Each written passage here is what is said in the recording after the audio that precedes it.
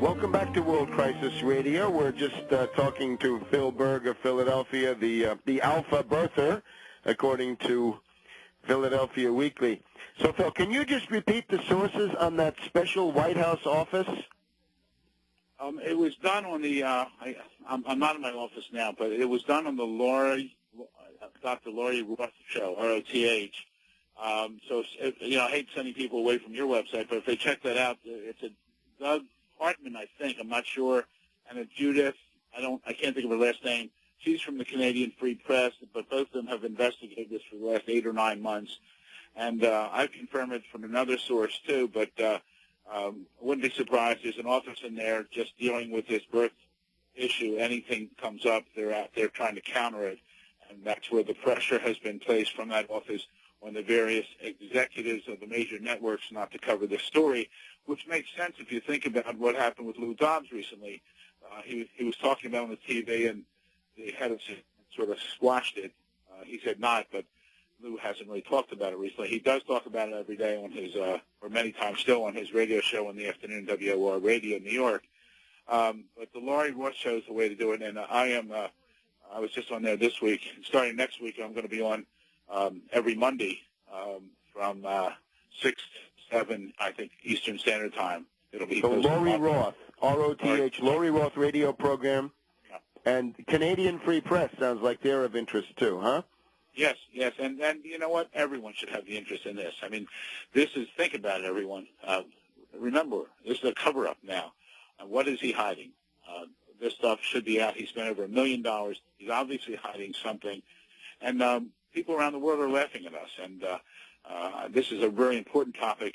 Everyone go to my website, obamacrimes.com. Spread the word. If you can make a contribution, it's costing us in now our 14th month of doing this, and we're going to continue our effort in this so the truth comes out. And again, I've said many times, if I'm wrong, Obama, show them I'm wrong. But I think the more it goes on, the longer it plays out.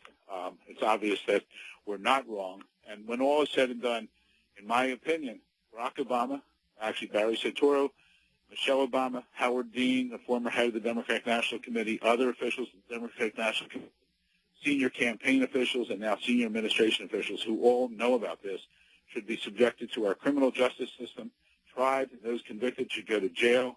And if Obama's convicted, he should go to jail, and then he should be deported. And this sounds like tough words. People are saying, well, they won't do it because they're fearful that there'll be demonstrations in the street. Well, when the truth comes out, I hope to call together all the religious leaders in this country and political leaders and hold a massive news conference and say, what are you going to do? You're going to destroy property, injure and kill people for what? The responsibility here goes back to one person, Barack Obama, Barry Soetoro. He's not a dummy. He went to Occidental. He went to Columbia University, Harvard Law School. He was head of the Harvard Law Review. He taught constitutional law for years. So don't tell me he doesn't know what's going on. So we're going to keep up the good fight, and we appreciate your efforts. So let me just this special office now. This reminds me of Nixon, and this sounds like the plumbers.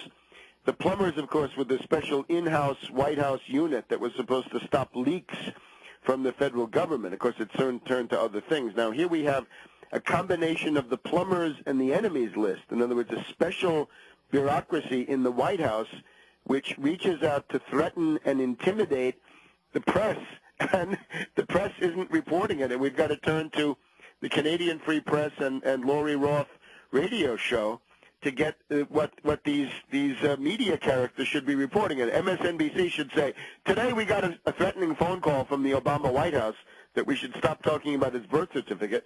And, of course, they don't do it. In other words, this is a level of corruption. With Nixon, the press were the enemies. Now it looks like they're trying to set up a kind of a cartel, right? Or the Obama cartel of controlled Wall Street news media that don't report anything that is damaging to the Messiah. I think that's amazing. Anyway, we're going to get New York Magazine. We'll be watching New York Magazine, and we'll be watching Philadelphia Magazine. And we invite everybody to go to obamacrimes.com and make a contribution to keep this important work going, because this is not foundation funded. We'll see you next week, Phil. Keep up the great work. Thank you. Bye-bye. All right. Now I think that's really interesting news. So we'll be looking into that, obviously. A special bureaucracy in the Obama White House. How about that? Remember the thesis here, Obama equals the economy of a Carter, the lost wars of an LBJ, and the police state practices of a Nixon. And there it is again, the new plumbers, Obama's plumbers in the White House. Now let's just wrap up with what the retail industry sales guy, Howard Davidowitz, reports. Again, retail is terrible. 100,000, hundreds of thousands of stores will close. The consumer is completely indebted. The consumer is now losing his job. The U.S. is in a death spiral. The only stores that are going to do well are Family Dollar, Dollar Tree, and 99 cents, as well as Kohl's because of their cost control. Looks like even Walmart won't be cheap enough in the depression we're going into. Hundreds of banks will fail. Well, that seems to be the consensus. 1,000 banks will blow out of the 8,500 or so left.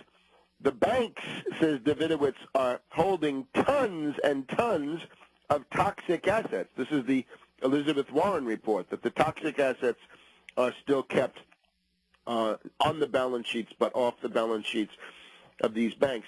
Many banks will be hit by default, and that is because credit card people who hold credit cards are going to default, student loans are going to default, auto loans are going to default. And when all those defaults add up, that hits the banks. And then the commercial real estate situation is, to put it mildly, a catastrophe. So we have the REITs, Real Estate Investment Trusts, REITs.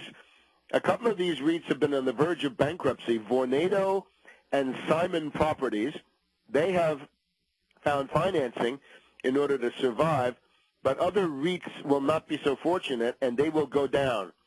And now here's a new term to learn for the Depression, jingle mail. Jingle mail is when you're facing foreclosure, you give up, you get out of town, and to avoid criminal charges, you put the keys to the building or the house into an envelope, you put that into the mail, and you send it to the bank. So properties are being dumped by developers, and they're sending the keys back to the banks. Now, we've heard repeatedly, according to Deutsche Bank and other surveys, that and Elizabeth Warren, too, I think, pointed to this, that in 2010, 2011, 2012, you got a huge amount of commercial real estate mortgages coming due. The rate of default is going to be 50 to 60%. So this depression has only begun to lash the world. We'll be back in a minute.